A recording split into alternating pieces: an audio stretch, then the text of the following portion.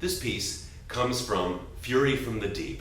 To my mind, one of the most suspenseful, chilling stories in the whole of the Doctor Who canon. It's possible it does so well in my mind, partly because I can watch it only in my mind. Dudley Simpson's score was once again realized at the BBC Radiophonic Workshop. And although many sounds used are electronic and artificial, parts of the score are played on piano, with the sound electronically altered. You can hear a wider palette of sounds in this score compared to the Underwater Menace or the Macra Terror from the previous year.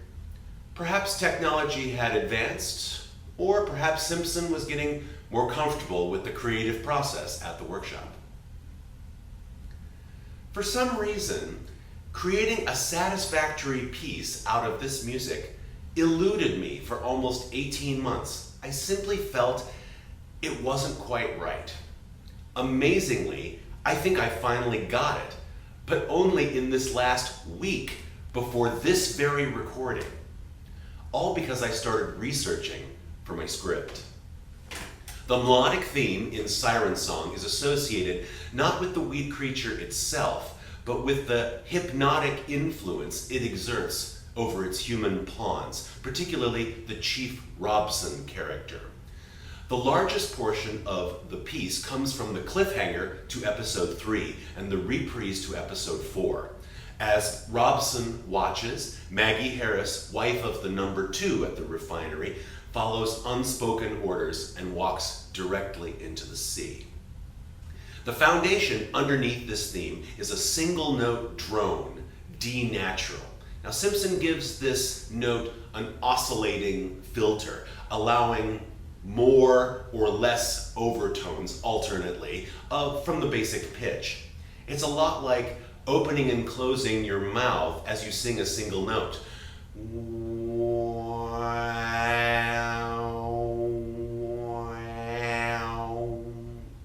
Don't try that at home. To create the effect of oscillation, rather than just a single D natural, I created an ostinato, or continuously repeated element. This ostinato is made of 3 Ds,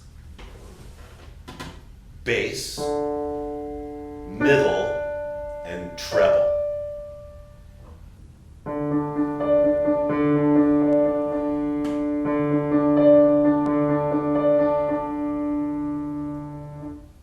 And this ostinato continues throughout the first half of the piece.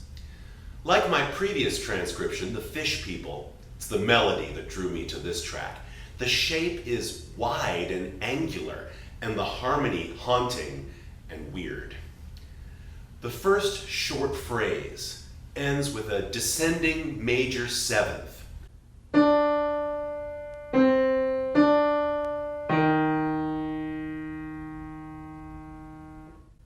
And the second phrase ends with a descending minor ninth.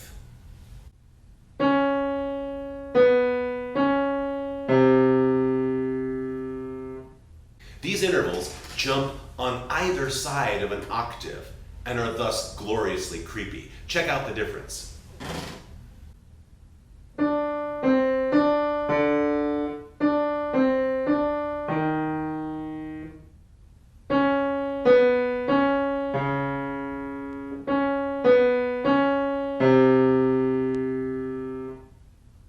The melody is made of a 9-note scale that, although the minor third of D occurs within, it avoids obvious harmonic associations. The entire melody stretches over almost 2 octaves, ending at a piercing G sharp.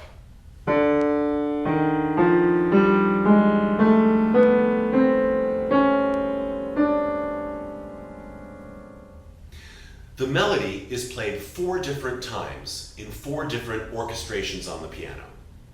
In the first iteration, with the ostinato in the right hand, the left hand percussively asserts the melody in the register largely below middle C, dancing around the right hand.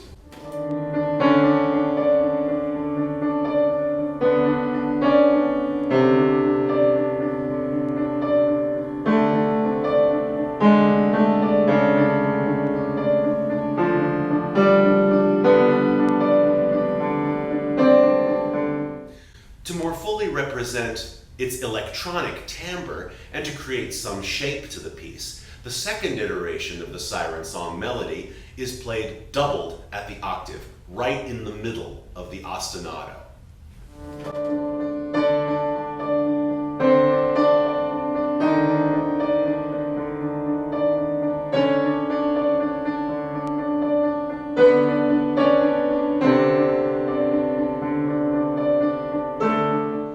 That ostinato is passed from left hand to right hand, back and forth. I didn't originally write it that way, but once I solved that technical problem, I was much closer to getting that piece right. As I was writing this script, right there, I gave the story one more listening, and I was shocked to hear a further cue that used this melody that I had completely overlooked. In episode 4, while desperately searching for his wife, Harris comes upon Chief Robson standing mesmerized at the shore looking out to sea. The music from this mysterious scene was literally my missing link, and it became the third iteration of the melody. This third section was just what the piece needed, a new accompaniment suggesting the D drone, but adding G and A on either side.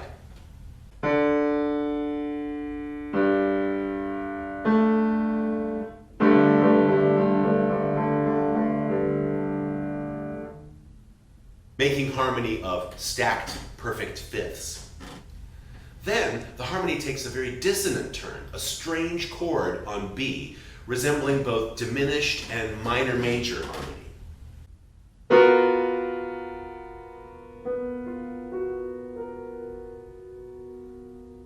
And at last, a new melodic variation that culminates in this dissonance clearing away and resolving on B minor.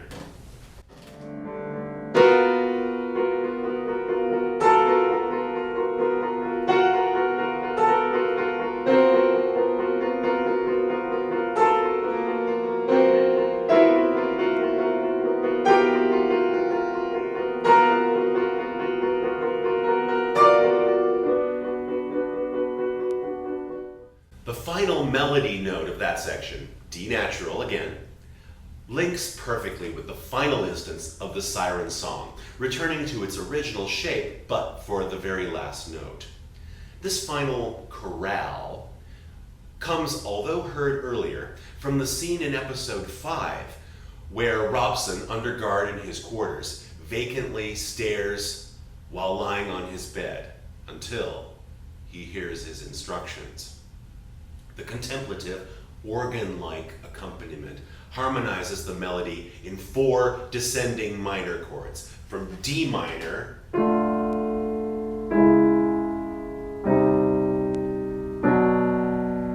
down to B minor, which connects nicely with the same harmony that ended the previous section. This treatment creates some lovely melancholy dissonances. Over D minor, for example, the first melodic phrase, that major 7th, resolves to E flat, suggesting a Phrygian mode, a very uncommon sound indeed.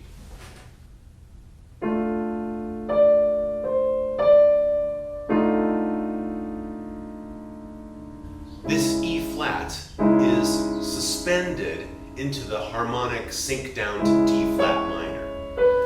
The next phrase resolves to C natural, making a minor major 7th chord. As the harmony sinks again to C minor, the second half of the melody again makes Phrygian and minor major implications. To bring the piece to repose, one final sync in harmony to B minor counterpoints the dissonant C natural of the melody, Phrygian one more time. Then a passing note, E flat, the major 3rd, resolving at last to a more consonant yet still unsettled E natural.